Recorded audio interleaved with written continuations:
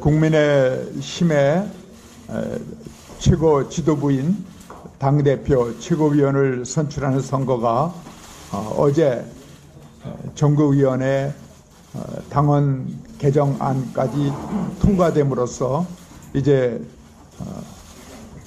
실질적인 출발을 하게 되었습니다.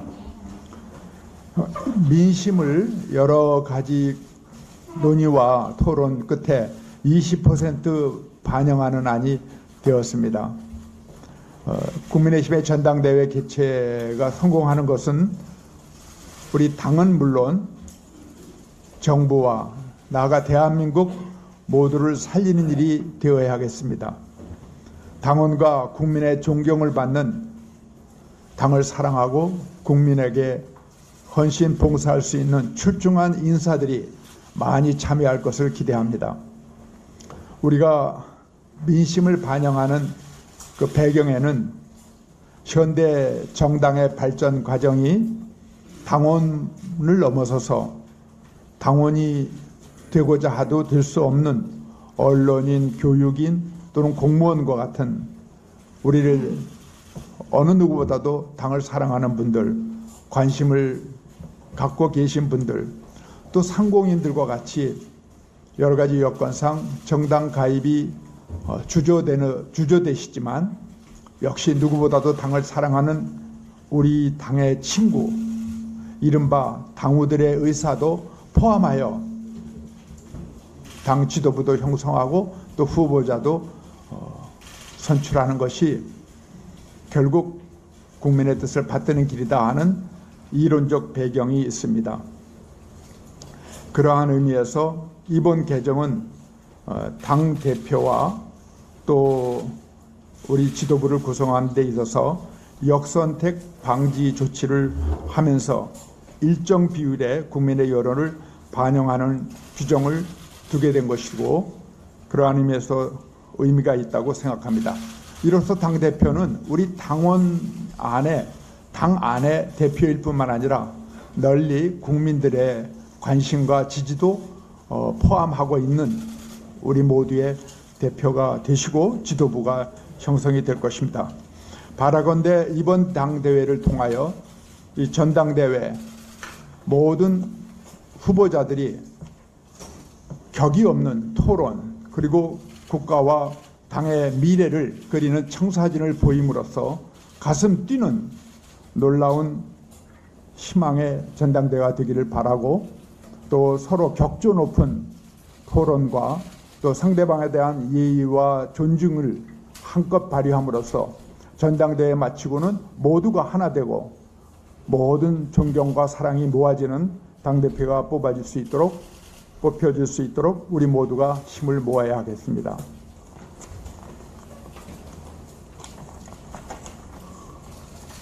지난번에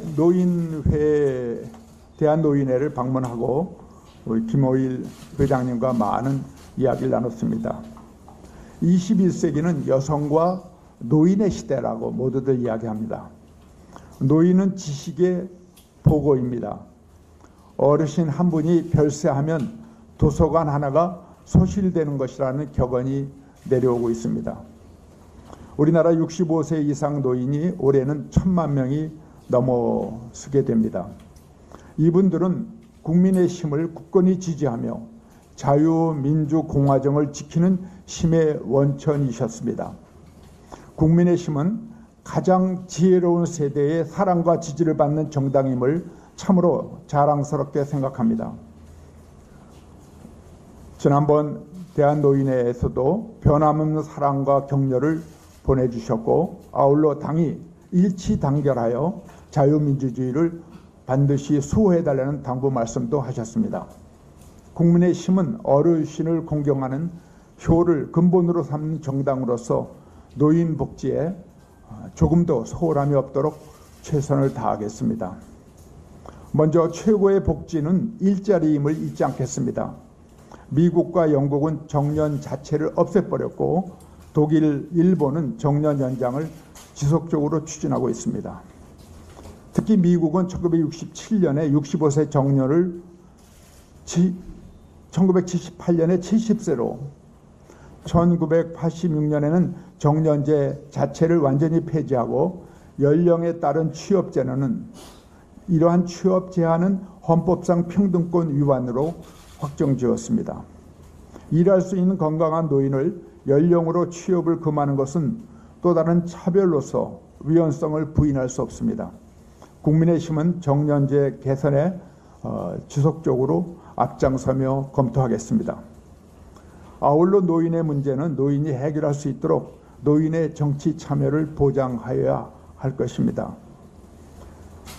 관심을 가져야 할 부분은 21대 국회의원 중 70세 이상이 17분이었고 그중에 국민의힘은 7분이었습니다.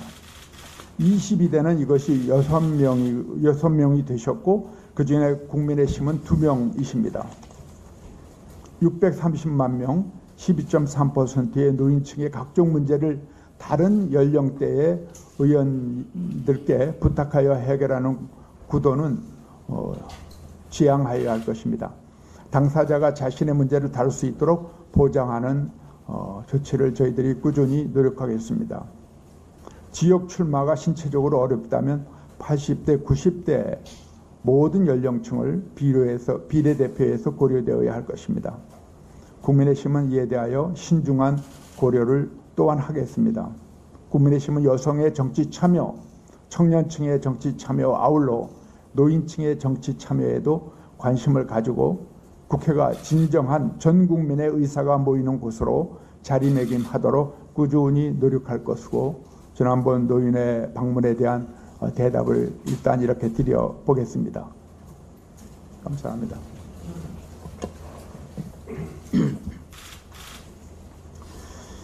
어제 저는 얼차례를 받던 중 사망한 육군 박모 훈련병 시민 분향소에 찾아가서 많은 시민들과 함께 추모의 뜻을 표했습니다.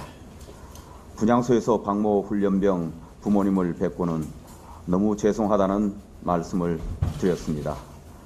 부모님께서는 철저한 진상규명을 요청하셨습니다. 자식을 둔 아버지로서 또 한 사람의 정치인으로서 마음이 너무 무겁고 죄송한 마음이 큽니다. 사건의 철저한 진상규명과 책임자 처벌, 재발 방지 대책 마련을 위해서 최선을 다하겠습니다. 경찰과 공수처는 신속하고 엄정한 수사를 통해 일주기 전까지 진상규명을 마무리해서 유족과 국민들이 납득할 수 있는 결과를 내놓을 것을 다시 한번 강력히 촉구합니다.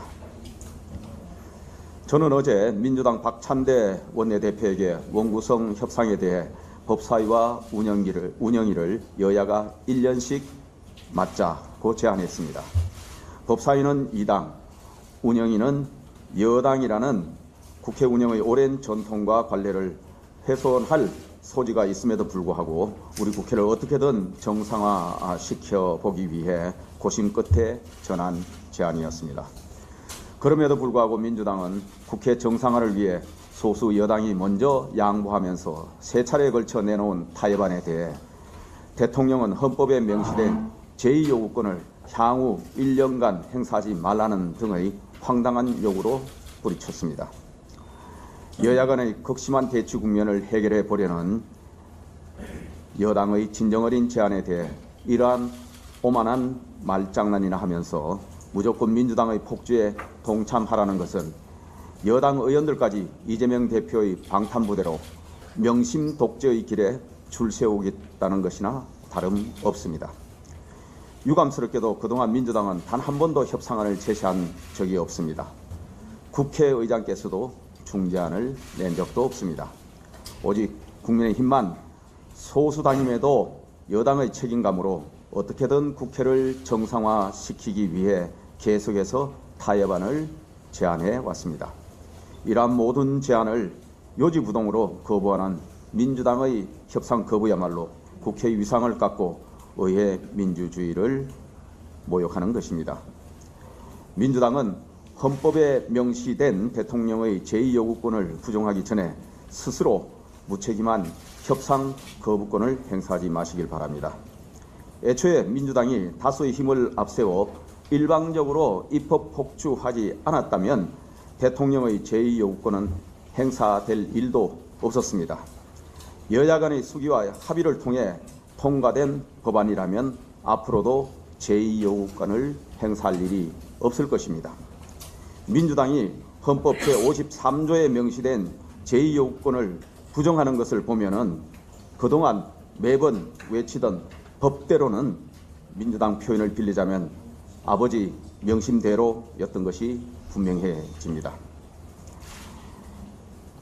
민주당은 여야 간의 합의가 잘 안 되면 민주주의 원리에 입각해 처리하자라고 했는데 민주주의 원리는 소수파에 대한 존중, 끊임없는 대화 타협을 통한 협치입니다.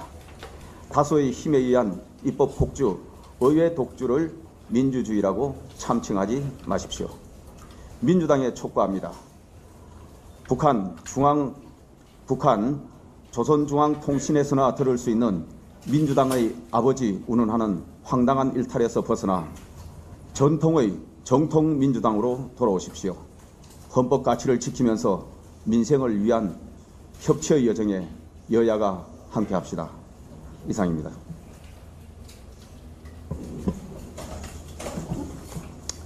대통령께서 어제 저출산 고령사회위원회의 회의를 주재한 자리에서 인구 국가 비상사태를 공식 선언하셨습니다.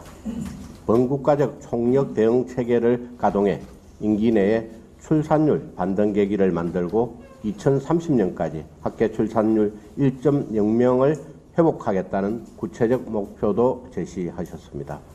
아울러 인구정책을 총괄할 컨트롤타워 명칭을 인구전략기획부로 확정하였고 일가정 양립, 교육과 돌봄, 주거, 결혼, 출산 지원의 3대 핵심 분야를 중심으로 하는 대책을 발표했습니다. 육아휴직 급여 확대와 단기 육아휴직제 도입, 주택 공급 확대와 세제 지원, 돌봄 서비스 확대 등 결혼에서 교육까지 단계별 지원책이 총망라되었습니다. 결혼 출산의 주 연령대인 20대와 30대가 600만 명을 웃도는 지금이 출산율 저하 추세를 막을 마지막 골든타임입니다. 또한 맞벌이 가구 600만 시대에 맞게 직장을 다니면서 아이를 낳고 키울 수 있는 환경을 조성하는 데 공을 많이 들였다고 평가를 합니다. 저출생 문제를 해결하기 위해서는 아이를 낳고 기르는 게 부담이 아니라 행복이 될 수 있어야 합니다. 아이를 낳아도 부모의 경력이 단절되지 않고 직장 눈치를 보지 않고 아이와 함께 할 수 있는 사회적 분위기를 제도적으로 만들어가야 합니다. 이와 관련해 저출생 정책 시행으로 대체 인력 확보 등의 경영 부담을 가질 수밖에 없는 중소기업에 대한 핀셋 지원도 지속적으로 확대할 필요가 있습니다. 부모와 아이, 기업 모두가 행복할 때 저출생 인구 절벽의 위기가 극복되는 것입니다. 이제 필요한 것은 과감한 실천이고 정책의 실효성을 높이는 것입니다. 특히 정책이 효과를 거두기 위해서는 입법적 뒷받침이 되어야 합니다. 인구전략기획부 신설을 위한 정부 조직법, 일가정 양립을 위한 모성보호 3법을 비롯한 저출생 대응 입법을 국회에서 하루속히 처리해야 하겠습니다. 국가 비상 상황인 만큼 야당의 대승적이고 적극적인 협조를 당부드립니다.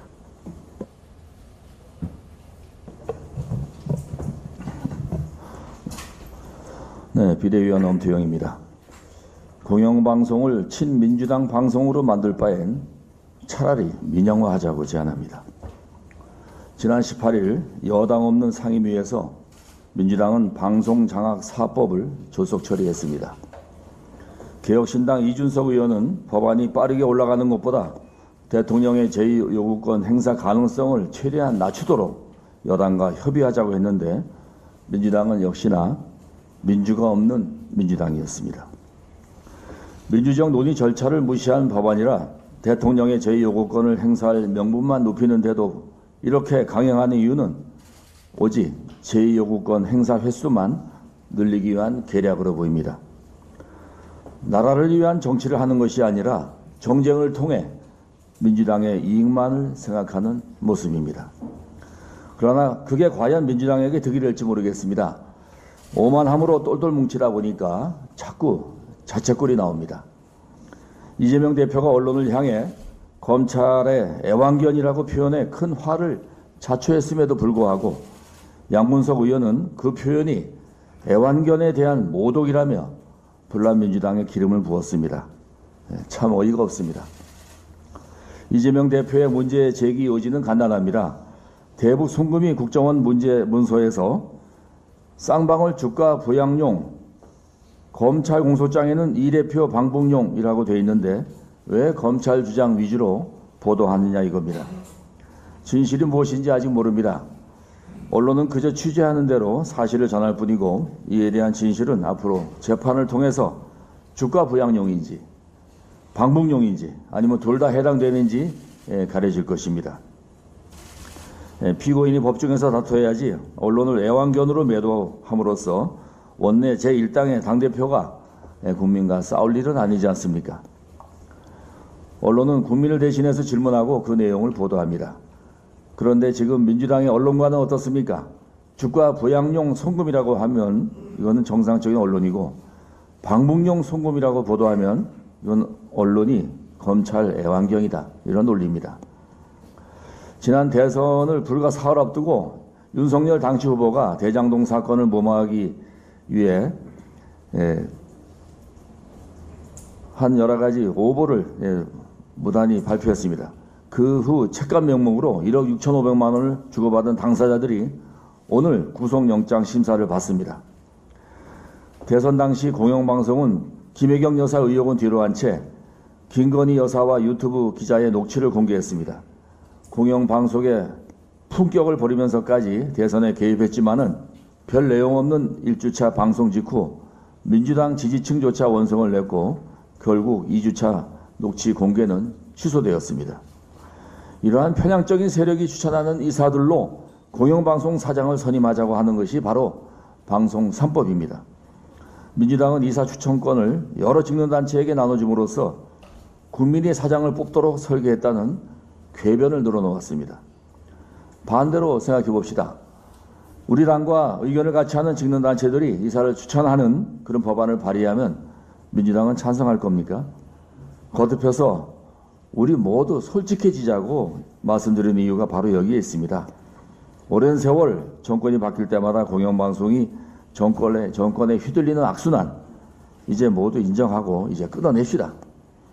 지난주 제가 이 발언 이후 주위에서 취지가 뭐냐고 많이 물어왔습니다. 그때마다 저는 이걸 인정해야지 민주당과 대화할 수 있고 대화해야지 언론을 살릴 수 있다 라고 답했습니다. 민주당도 인정합시다. 문재인 정부 내내 보여준 공영방송의 편파성을 반성합시다. 정권에 상관없이 친민주당 방송만 하려는 방송 3법 즉각 중단합시다. 민주당 한준호 언론 TF 단장이 우리 당에 대안을 내놓으라 했는데 제가 그 전에 이미 내놨습니다. 민주당이 줄곧 주장해온 특별다수제를 도입해 여야 모두가 인정하는 중립적인 인사가 공영방송을 이끌도록 합시다. 그게 아니라면 차라리 방송법을 개정해서라도 민영화하는 게 낫습니다. 공영방송이 왜 필요합니까? 주인이 없는 방송으로서 대주주와 자본의 눈치 보지 않고 공정하고 당당하게 권력을 감시하자는 취지 아닙니까? 정상적인 공영방송은 필요하겠지만은 정권마다 오락가락하는 공영방송은 차라리 없는 게 낫습니다. 윤석열 대통령도 대선 후보 시절 밝혔듯이 특별다수제를 통해서 합리적인 사람을 사장으로 선임하든지 아니면 민영화해서 정치권이 언론에 손을 대지 못하게 해야 합니다. 끝으로 강조합니다. 방송 3법 추진을 즉각 중단하고 여야가 함께 공영방송 정상화 방안을 논의합시다. 언론이 살아야 나라가 바로 설 수 있습니다. 이상입니다.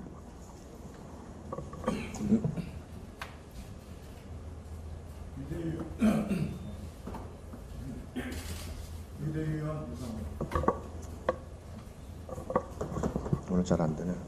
비대위원 유상범입니다. 오늘 두 가지 주제에 대해서 말씀드리겠습니다. 먼저 방송통신위원회 2인 체제에 대해서 말씀드리겠습니다. 방송통신위원회 회의 개의를 최소 4명 이상으로 정하는 민주당 법원이 정책의총에서 당론으로 채택되어 지난 18일 야당 단독으로 가방위에서 통과되었습니다. 법안 대표 발의자인 한준호 의원은 대통령이 지명한 2인의 출석만으로도 의결이 가능하다는 점과 이 때문에 의결을 위한 의사 정족수 도입이 필요하다는 지적이 제기된다며 법안 제안 이유를 설명했습니다.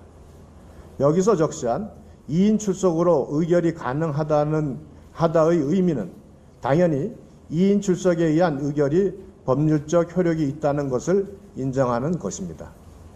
그런데 민주당은 이 문구를 두고 황당한 주장을 펼쳤습니다. 합법성을 인정한 것이 아니라 사실상의 실행 가능성이 있다고 한 것이라며 2인 체제 합법성을 인정한 적이 없다고 주장하네 이는 궤변에 불과합니다. 지난 5월 말 민주당 고민정 의원은 방통위 2인 체제가 위법이라면서 방통위원장 탄핵 사유가 된다고 말한 바 있습니다. 고 의원의 주장이 민주당 당론 법안에 의하여 완벽하게 번복된 것입니다. 민주당의 당론과 궤변으로 인해 방송 3법의 속내가 드러났습니다. 현행 2인 체제가 합법이라는 것을 알면서도 어떻게든 흠집을 내어 방통위원회 행정 업무를 중단시키려 했던 것입니다. 민주당은 2인 체제의 합법성을 인정했으므로 정당한 사유 없이 방통위원장 탄핵을 들먹인 것에 대해서 국민에게 사과하고 더 이상 국민과 행정부를 겁박하지 말고 하루빨리 방통위원을 추천해야 할 것입니다. 국회 법사위원직을 차지한 정청래 의원은 지난해 민주당이 강행 처리한 손준성, 이정석 검사에 대한 탄핵 소추안 사건 법률 대리인을 지난 17일 일방적으로 해임했습니다. 제21대 국회 당시 김도호 법사위원장은 처음부터 해당 검사들에 대한 탄핵 소추가 적법하지 않다고 판단해 반대했고 법률 대리인단 선정 또한 소추위원인 법사위원장의 고유 권한임에도 불구하고 민주당의 요청을 받아들여 민주당이 추천한 변호인도 함께 포함하는 법률 대리인단을 구성했습니다. 이 같은 전후 사정에도 불구하고 정청래 의원은 법사위원장석에 앉자마자 민주당 측 변호인은 남겨둔 채 국민의힘이 추천한 변호인만을 콕 찍어 해촉해버린 것입니다. 공정하고 형평성 있는 변론을 위해 자신의 권한을 일정 부분 양보했던 김도읍 전임 법사위원장과 법사위원장석을 차지하고 앉아 독불장군식 포감만을 일삼는 지금의 정청래 의원의 언행이 극명히 대비되는 장면입니다. 우원식 국회의장에게 강력히 요구합니다. 검사 탄핵 심판 법률 대리인에 대한 정청래 법사위원장의 일방적 해임 통보를 즉시 무효하고 원상복구해 주기 바랍니다. 지난 21대 국회 당시 여야가 합의해 결정한 사안들마저 일방적으로 파기되지 않도록 국회의장이 제때 제 역할을 제대로 해주기를 요청드립니다. 마치겠습니다.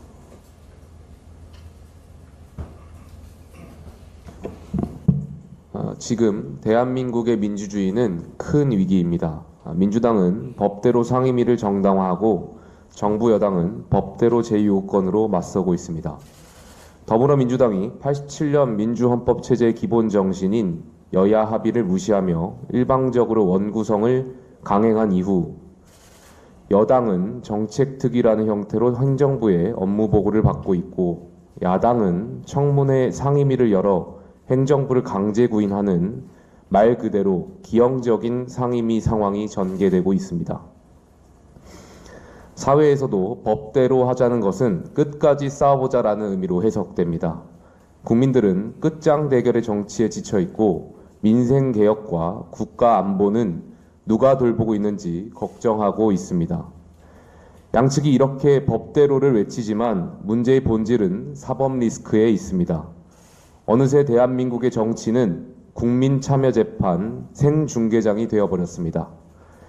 제1야당의 이재명 대표는 중대한 사안들에 대해 재판 중이고 불법 대북송금이라는 엄중한 범죄 혐의로 기소를 받았으나 이재명 대표의 1급 연임 체제는 더욱 가속화되고 있습니다. 심지어 어제 민주당 최고위원회의에서 민주당의 아버지는 이재명이라는 낯뜨거운 발언까지 등장했습니다. 또한 정부 여당은 영부인 사법 리스크 및 해병대원 순직 사건과 관련된 의혹을 국민 눈높이에 맞게 해결하지 못한 채 사태를 키우고 있습니다. 저는 현재 정부 여당의 사법 리스크가 공정한 법치의 원칙대로 진행된다면 이러한 악순환의 고리가 끊길 것이라 생각합니다. 지금 대한민국 민주주의를 위협하는 것은 정부 여당의 사법 리스크를 이유로 거침없이 진행되고 있는 민주당의 입법 폭주입니다.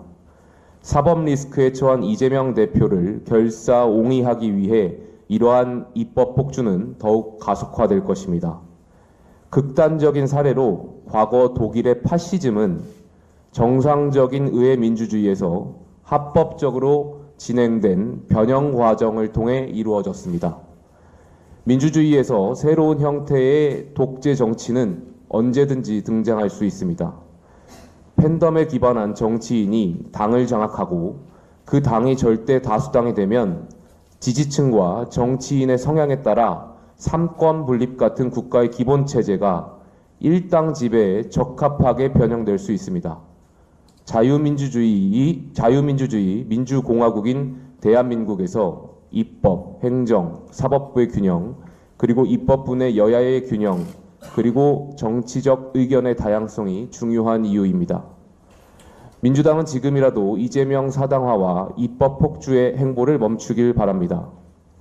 또한 대통령실과 정부 여당은 법 앞에 평등이라는 국민들의 바람을 실현할 수 있는 마지막 기회를 포기하지 않길 바랍니다. 여전히 문제 해결의 열쇠는 대통령과 정부 여당에 있다고 믿습니다. 이상입니다. 안녕하십니까. 전주의 비대위원입니다. 사상 최초 민주당 대표 연임에 도전한 이재명 대표를 향해 마치 충성 경쟁이라도 하듯 낯 부끄러운 용비어천가가 끊이질 않고 있습니다. 다른 것도 아닌 민주당의 최고 의사결정 기구인 최고위원회에서조차 이재명 찬양가가 울려 퍼지고 있습니다. 그러나 민주당의 아버지는 이재명 대표다, 이재명의 시대다라는 민주당 최고위원들의 발언은 여러분들의 선배를 욕보이는 망언입니다. 민주당의 아버지가 언제부터 이재명 대표였습니까? 그리고 지금이 어떻게 이재명의 시대입니까? 대한민국은 민주공화국이지 군주국가가 아닙니다. 지금 민주당은 북한에서나 가능할 법한 일들을 하고 있습니다. 당대표 개인 비리 하나 덮자고 당원 당규를 마구 개정하고 21대 국회에 이어 22대 국회까지 방탄 국회로 만든 것도 모자라 이제는 사법부마저 겁박하며 형사 피고인을 대통령으로 만들려 하고 있습니다. 고 김대중, 노무현 대통령께서 지금의 민주당 모습을 보신다면 어떻게 생각하실지 반추해 보기 바랍니다. 70여 년의 역사와 전통을 가진 민주당은 결코 이재명 대표의 전유물이 아닙니다. 이재명 대표는 민주당을 거쳐간 수많은 선배들과 마찬가지로 당의 일부일 뿐입니다. 그런데도 민주당이 이재명을 위한 민주당으로 가고자 한다면 결국 이재명 대표 사법 리스크와 함께 운명을 같이 하게 될 것입니다. 이상입니다.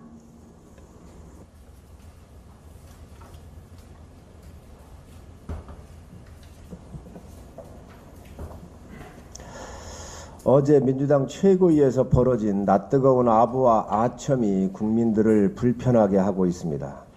공당이라고 하는 믿기지 않는 사당화의 상징적인 장면이 연출이 됐습니다.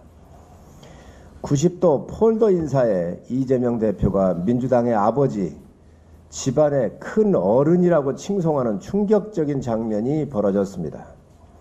명심이 민심이라며 이재명 대표에게 충성 경쟁하는 모습은 그나마 귀여워 보입니다. 사당화된 민주당에서 공당의 모습은 절대로 찾아볼 수가 없었습니다. 전당대회 누구를 개정을 해도 연임을 해도 그 누구도 이의를 제기하지 못하는 정당이 돼버렸습니다. 민주주의를 외쳤던 사람들, DJ, 노무현 정신을 이어받겠다고 했던 사람들은 다 어디로 갔습니까? DJ도 아버지라고 불릴 정도로 사당화하지는 않았습니다. 위증교사, 검사, 사칭 등 부정부패 혐의로 주 4회 법정에 서야 하는 사람에게 이어받을 정신이 도대체 무엇입니까? 나라를 걱정하는 사람들이 아니라 이재명 대표에게 잘 보이려고 하는 아청꾼들만 즐비한 민주당에게 희망은 없어 보입니다. 이재명 대표가 곧 사퇴를 할 것이라고 합니다.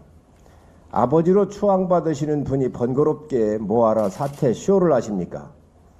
대관식 준비하라 명령하시면 네 알겠습니다 형님 하는 사람들 즐비하지 않습니까?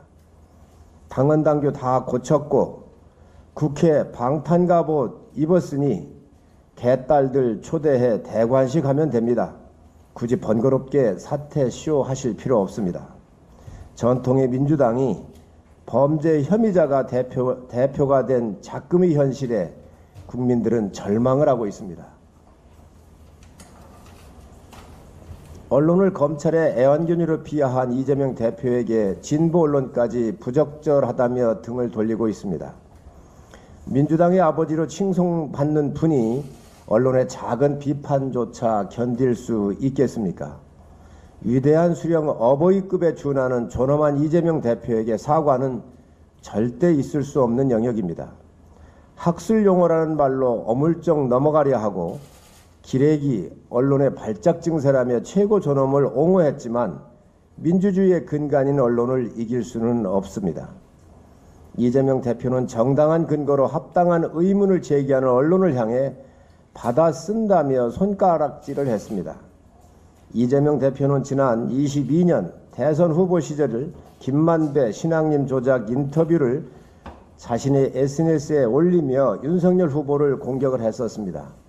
널리 알려주시라 적반하장 후한무치의 이 생생한 현실을 이라며 링크 공유를 했었습니다. 이거야말로 받아쓰기 아닙니까? 그럼 본인은 김만배 신앙님의 애완견입니까?